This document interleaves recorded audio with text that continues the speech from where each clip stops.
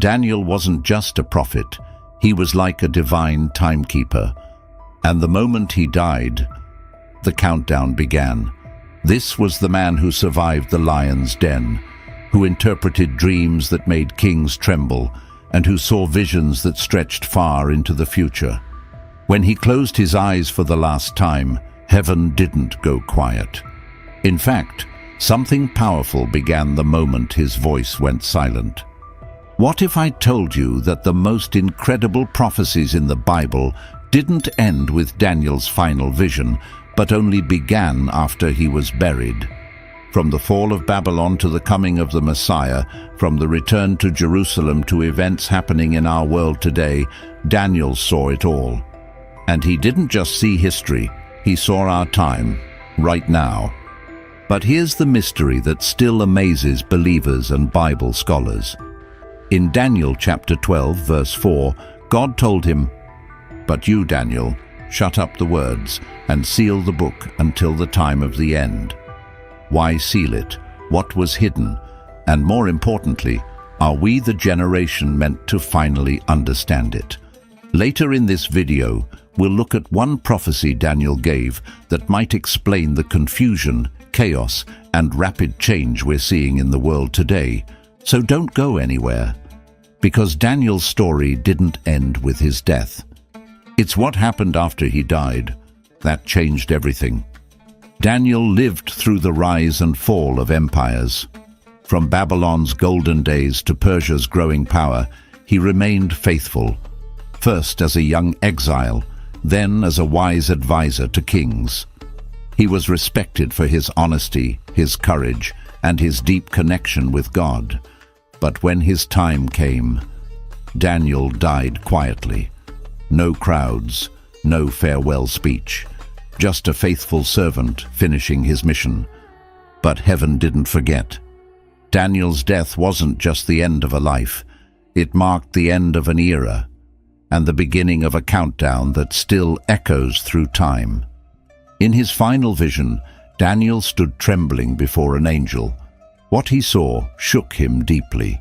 A time of great trouble, a final resurrection, and a last judgment. And then the angel gave him a strange command. Daniel chapter 12, verse 4 says, "But you, Daniel, shut up the words and seal the book until the time of the end." Seal it. Why would God hide a message from the very man he chose to reveal it? What truth was too great for Daniel's generation to handle?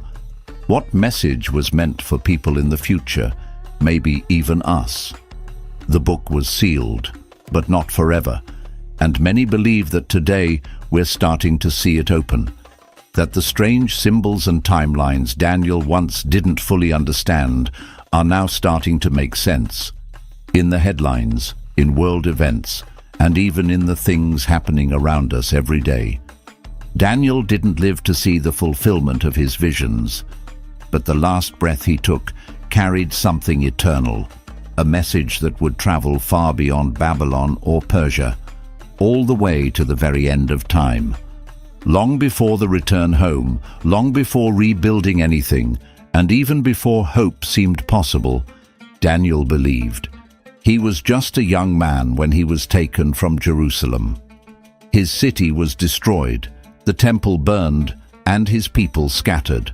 But while others gave up, Daniel held on to a promise, a word spoken by the prophet Jeremiah. After 70 years of exile, God would bring his people back. As the years passed, Daniel didn't forget. Near the end of his life, he opened Jeremiah's scroll and realized the time was almost up. So he did what he always did. He prayed, not just once, not quickly. Daniel poured out his heart. He confessed the sins of his people and asked God to show mercy. That prayer is recorded in Daniel chapter 9. It wasn't full of demands, it was full of humility. And while Daniel was praying, God was already working. In 538 BC, something amazing happened. King Cyrus of Persia, a man who didn't even follow Israel's God, made a shocking announcement. He said that the God of heaven had told him to rebuild the temple in Jerusalem. And then he gave the order. Any Jew who wanted to return home could go. Ezra, chapter 1, verses 2 to 3 records his words. The Lord God of heaven has charged me to build him a house at Jerusalem. Whoever among you belongs to his people, let him go up. It was a miracle. No war, no rebellion, just a royal decree that fulfilled exactly what Daniel had believed and prayed for. But there was more. The prophet Isaiah had mentioned Cyrus by name almost 150 years earlier. And now Daniel's own people saw that promise coming true with their own eyes. Entire families packed up and prepared for a journey back to a land they had never seen, only heard about in stories from their grandparents.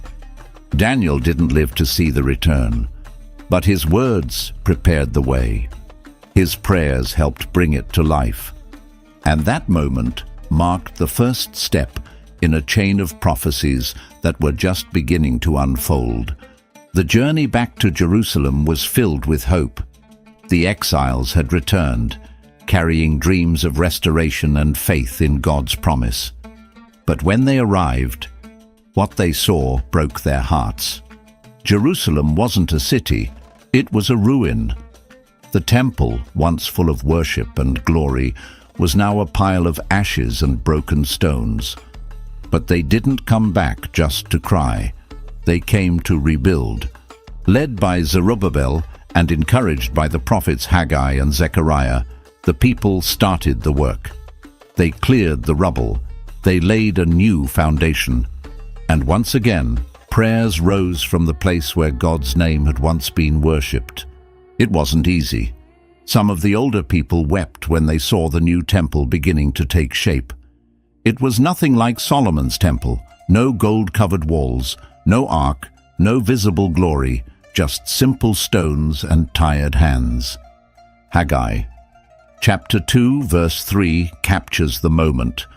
Who is left among you who saw this house in its former glory, and how do you see it now? Is it not as nothing in your eyes? But God had not forgotten his promise. Daniel had already spoken of this in chapter 9, verse 25. He wrote that the rebuilding would happen in times of trouble. And that's exactly what it was. Enemies nearby tried everything to stop the work. They mocked the builders. They sent letters to the king of Persia, accusing the Jews of rebellion. For years the project stalled. But then God spoke again through Haggai. Is it time for you yourselves to live in your paneled houses, while this house lies in ruins? The people were convicted, and they got back to work. Finally, after 21 years, the temple was completed. It didn't shine like the old one, but it stood, and it stood on prophecy. What they didn't know was this: the second temple would one day be visited by the Messiah himself. Daniel hadn't just seen a building rise, he saw God's plan unfolding, one stone at a time. While life in Jerusalem slowly returned to normal, something powerful was happening far beyond its walls. The mighty Persian Empire seemed unshakable. It ruled the known world with strength and order, but Daniel had already seen what was coming next. Back in Daniel chapter 8, he described a strange vision. A powerful ram with 2 horns was charging across the earth. It crushed everything in its path. But then, from the west, a goat appeared, moving so fast that its feet didn't even touch the ground. The goat struck the ram with incredible force, breaking its horns and throwing it down. Later, the angel explained the meaning. The ram was Media and Persia, the two-headed empire. The goat was Greece, and the large horn between its eyes was Greece's first great king. That vision stayed sealed for over 200 years, until a young military genius named Alexander the Great rose from Macedonia. In his early 20s, he led an army west to east, conquering city after city. In 334 BC, he began his campaign. Just 3 years later, He faced the Persian king Darius III at the Battle of Gaugamela in 331 BC. The Persian army was massive, but Alexander crushed it. The Persian Empire fell. And suddenly, Daniel's vision wasn't a mystery anymore. It was world history. The goat had moved without touching the ground, just like the speed of Alexander's conquests, and the ram, once so strong, was broken. How could Daniel have known this would happen, centuries in advance? It wasn't chance, it was revelation. In fact, Jewish scholars living under Greek rule reportedly showed Alexander's generals the scroll of Daniel. They were stunned to see how clearly their own story had been written long before they were born. This wasn't just a prediction of empires rising and falling. Daniel had described who would rise, how they would conquer, and what would happen next. And that part was still to come, because Daniel didn't stop with the fall of Persia. His vision also showed what would happen after Alexander's sudden death. The rise of Greece wasn't the end of prophecy, it was the middle. The next part of Daniel's vision would bring not just political changes, but a spiritual crisis that would shake Jerusalem once again. Alexander the Great seemed unstoppable, young, brilliant, and fearless. He conquered more land than anyone had imagined. But then, suddenly, it ended. At just 32 years old, Alexander died in Babylon. No one expected it, no one was ready, and he left behind one of the largest empires in history, with no clear heir to take his place. What followed was chaos. His generals, once united under his leadership, turned against each other. Wars broke out, alliances shifted, and eventually the empire was divided into 4 major parts. Daniel had seen it all long before. In Daniel chapter 8, verse 8, the prophet wrote, "When the large horn was broken, 4 notable horns came up toward the 4 winds of heaven." That's exactly what happened. Alexander, the large horn, was broken at the peak of his power. And in his place, 4 generals took control. Cassander ruled Macedonia and Greece, west. Lysimachus took Thrace and parts of Asia Minor, north. Seleucus gained Syria and Babylon, east. Ptolemy ruled Egypt and Palestine, south. 4 rulers, 4 directions, just as Daniel had said. For the Jewish people living in the middle of it all, this wasn't just politics, it was prophecy.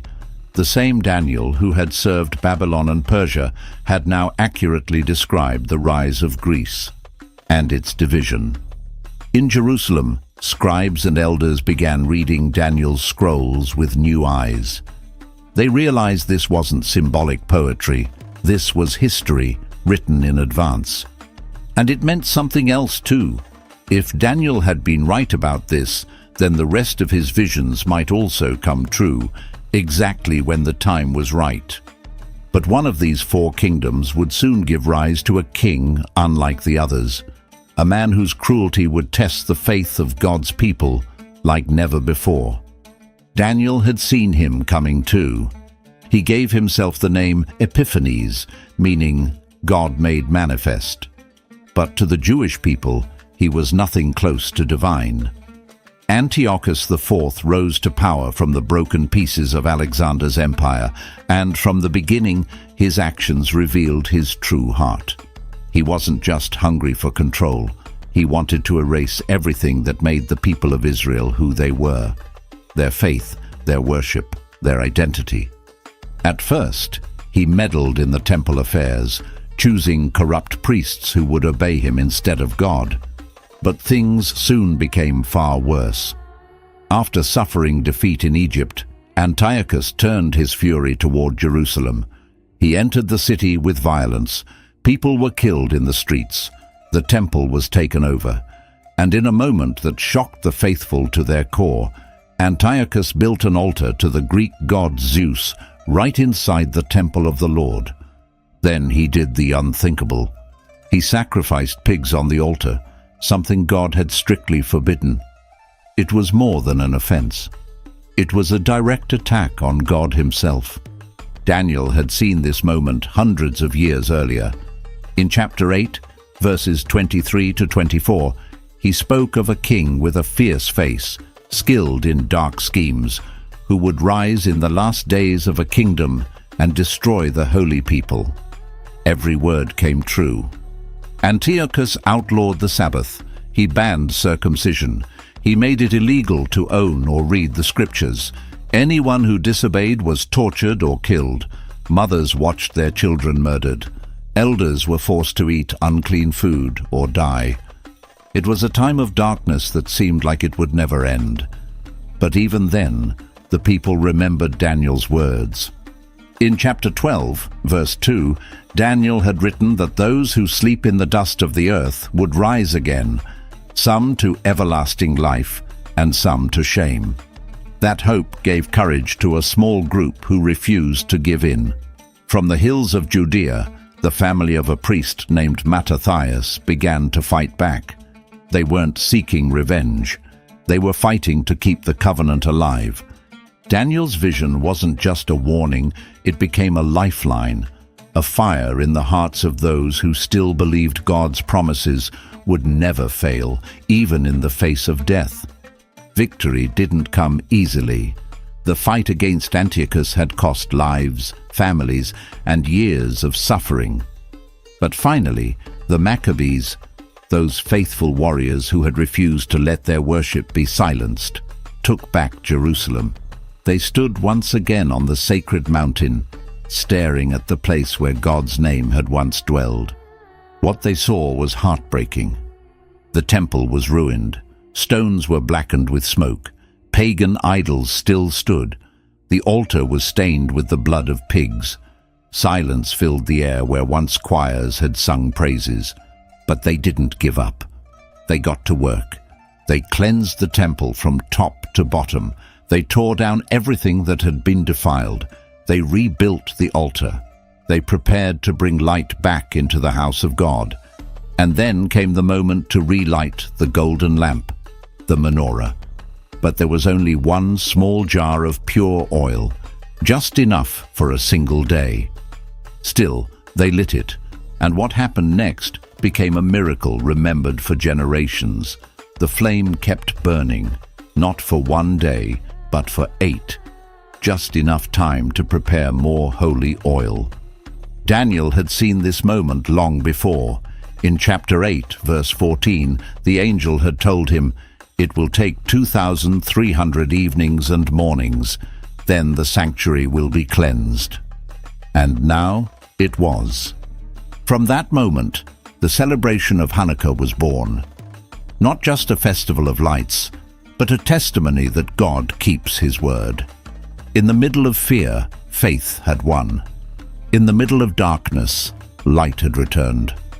And as the flame burned brightly in the temple once again, Daniel's vision was still unfolding, because another empire was already rising, one stronger and colder than anything the world had seen before. It didn't rise with dreams or poetry, it rose with iron. Rome didn't spread like the kingdoms before it. It didn't charm or inspire. It crushed, it conquered. Its soldiers marched with discipline, its leaders ruled with power, its laws reached into every corner of life.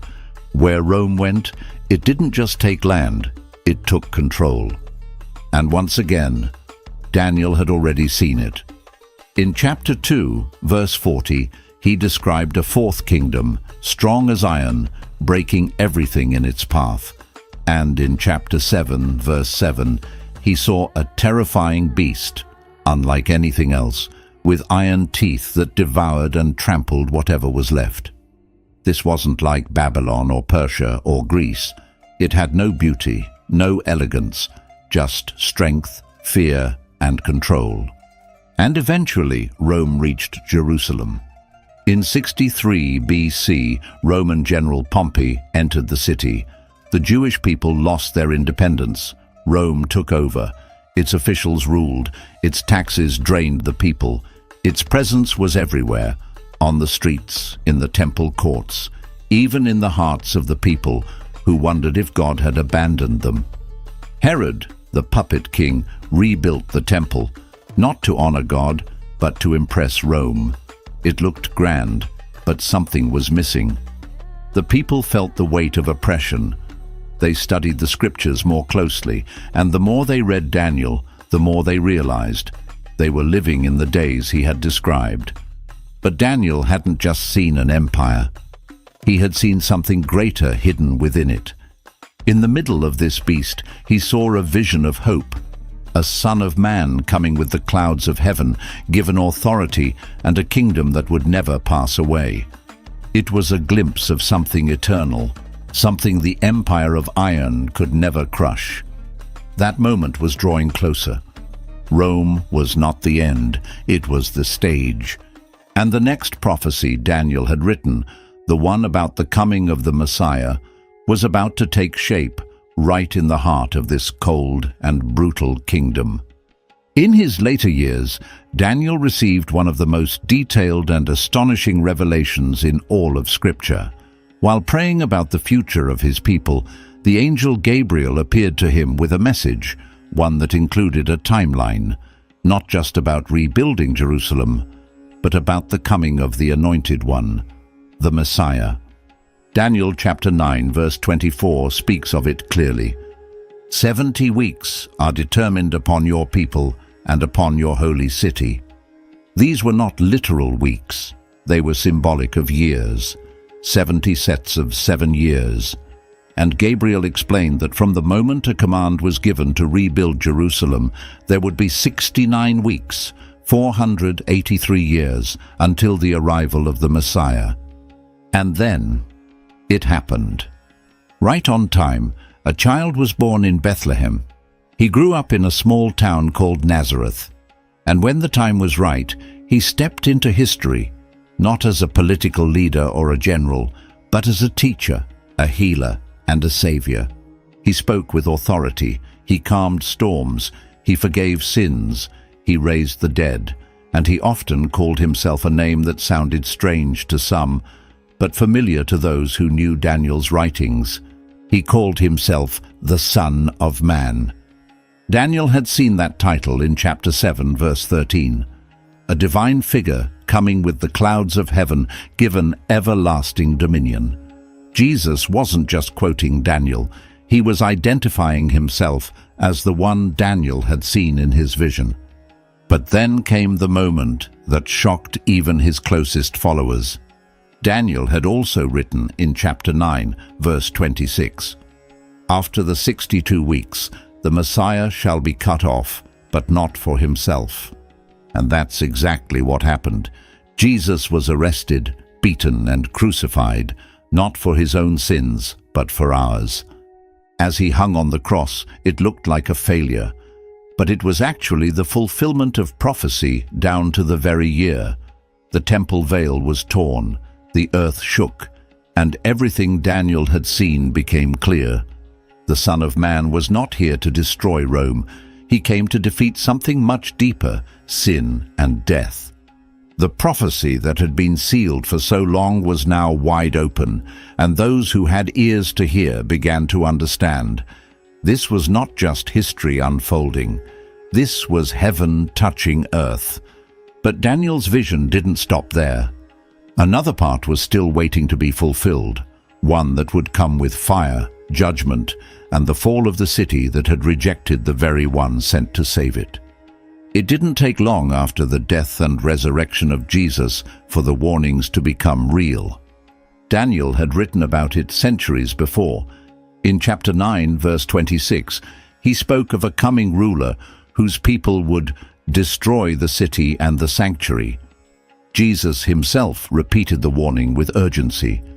Standing near the temple, he looked at his disciples and said, "When you see the abomination of desolation spoken of by the prophet Daniel standing in the holy place, flee to the mountains."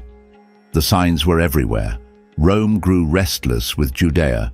The people were divided, some still waiting for a political Messiah, others following Jesus in secret. Tensions turned to uprisings, and then war. In the year 70 AD, Roman legions surrounded Jerusalem. The siege was brutal. Hunger and disease swept through the city. Families were trapped. Hope ran out. And finally, the Romans broke through. They set fire to the temple. The golden walls melted. The holy place was torn apart, stone by stone, just as Jesus had said it would be. Over 1 million Jews died. Those who survived were taken as slaves or scattered across the empire. The city of David became a graveyard. The temple, once the center of God's presence, was gone. This was not just a national tragedy. It was the fulfillment of everything Daniel had seen. The people of the covenant, once exiled to Babylon, were now scattered to the ends of the earth. This was the beginning of the diaspora, a global scattering that would last nearly 2,000 years. But even in the ashes, God was not done. Because Daniel's vision didn't end in destruction. It ended with a stone, not cut by human hands, striking the empires of men and growing into a mountain that would cover the whole earth. And as the dust settled over Jerusalem, that stone was already rising. Rome thought the story was over. The temple was gone, the city destroyed. The leader of this strange movement, crucified.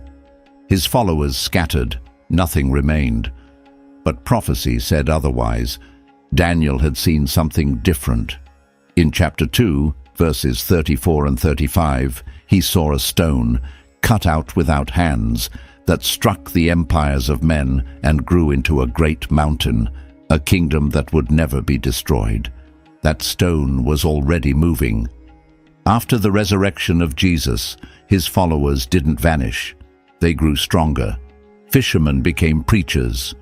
The uneducated spoke with wisdom. Persecuted believers refused to be silenced.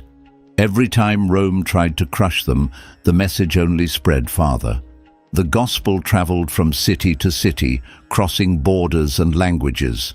It didn't spread through swords, but through transformed lives, through compassion, through sacrifice, through love. Martyrs sang in prison, churches met in secret, and everywhere hearts were changing. By the 4th century, something incredible happened. The very empire that had crucified Jesus and burned his followers, Rome itself, bowed. Emperor Constantine embraced Christianity. The cross, once a symbol of death, became a symbol of victory. Daniel's vision had come to life. The stone had become a mountain, and it was filling the earth. But this was only the beginning. Because while Daniel's visions had clearly spoken to his time and to the centuries that followed, some of his final words were sealed, waiting for a future generation. A time when people would run to and fro, when knowledge would explode. A time that may sound a lot like the one we're living in right now. Even after Daniel's death, his words kept echoing. Early Christians studied his visions with awe. They believed Rome was the fourth beast. They saw Jesus as the Son of Man, and they knew that the stone Daniel saw, God's kingdom, was already spreading through the world. But time moved on. New generations faced new trials, and still, Daniel's prophecies stirred hearts. In the Middle Ages, monks and scholars copied his scrolls by candlelight. Some believed they were already living in the last days. Others saw Daniel's timelines as puzzles waiting to be solved. Kings and commoners alike looked to his words in times of war, famine, and fear. During the Reformation, leaders like Martin Luther and others returned to Daniel's visions with bold new eyes. They believed Daniel had warned about religious corruption and false power. His words gave them courage to stand for truth, sometimes at the cost of their lives. And through it all, one verse kept returning. Daniel chapter 12, verse 4, "Many shall run to and fro, and knowledge shall increase." For centuries, people wondered, what did that mean? Was it symbolic? Was it future? And then, the modern age arrived. People began traveling the globe in hours. Information could reach anyone in seconds. Technology exploded. Knowledge real, measurable knowledge began increasing faster than ever before. Suddenly, Daniel's words didn't feel distant. They felt current. Each generation has read his book with wonder. But what if ours is the one meant to understand what was sealed? Because some parts of his vision were kept hidden until the time of the end. For centuries, people read Daniel's visions and wondered, how could this ever happen? But today, many of those same prophecies don't sound impossible anymore. They sound familiar. In Daniel chapter 12, verse 4, the angel said, "Seal the book until the time of the end. Many shall run to and fro, and knowledge shall increase." That time might be now. Today, people fly across the world in hours. Satellites orbit the Earth. The internet connects billions of people. Artificial intelligence grows smarter every day. Technology is advancing faster than our ability to keep up. Knowledge hasn't just increased, it's exploding. But there's another sign, one that's even harder to ignore. In 1948, after nearly 2,000 years of exile, the Jewish people returned to their ancient homeland. Israel became a nation again, just like Daniel had hinted, just like the prophets had promised. Then in 1967, they recaptured Jerusalem, the same city Daniel wept over, the same city at the center of his visions. For the first time in modern history, the pieces were falling into place. Jerusalem, the Temple Mount, the covenant people back in their land. None of it seems accidental. Daniel didn't just speak to Babylon or Persia or Rome. His visions stretched across time, into our time, a world filled with unrest, global tension, and moral confusion. A world where the foundations feel like they're shaking. Could it be that the scrolls Daniel was told to seal are now being opened?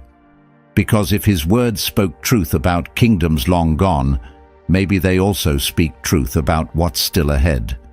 And if we really are living in the time of increased knowledge and movement, then the final chapter of Daniel's prophecy may not be far away. Daniel didn't just see the future, he showed us that God is in control of it. Through every empire, every battle, every moment of silence or suffering, one truth has remained. Heaven rules. Daniel's life reminds us that no matter how dark the world becomes, God's light never fades. No matter how powerful a kingdom looks, it will fall. But God's kingdom, it stands forever. He saw the exile, the return, the rise and fall of empires, the coming of the Messiah, and a final kingdom that will never end. And now we're left with a question. Are we the generation Daniel was talking about? Have the seals started to open? Are we living in the time when knowledge increases and the earth trembles? If this video stirred something in you, if Daniel's story gave you chills, or hope, or hunger for more, don't keep it to yourself. Like this video, share it with someone who needs to know that God still speaks. And in the comments below, tell us, what part of Daniel's prophecy spoke most to your heart today? The scroll was sealed for thousands of years, but maybe, just maybe, it's being opened in your time.